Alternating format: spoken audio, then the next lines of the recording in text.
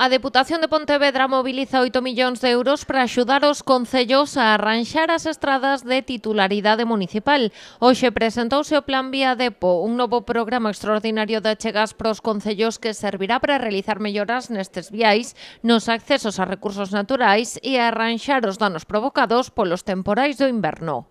A rede viaria municipal, os concellos e a xente necesita axuda. E a Diputación vai estar para prestar esa axuda. Devolver os camiños, as carreteras municipais ao estado previo antes das borrascas e, se cabe, modernizalos de xeito que, se volve a haber unha inclemencia deste calado, destas características, pois estén máis preparados ca nunca.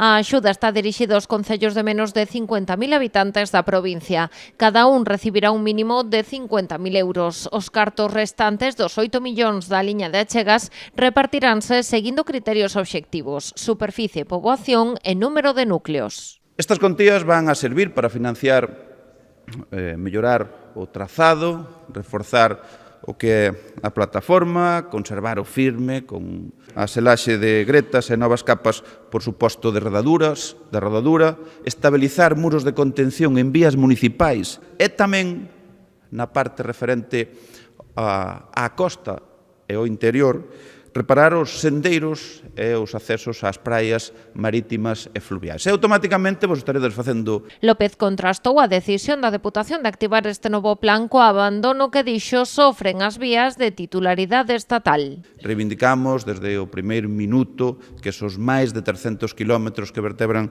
o territorio de estradas nacionais pois se arranxen. Necesitamos un cronograma realista, precisamos un orzamento dotado con recursos suficientes e continuado no tempo.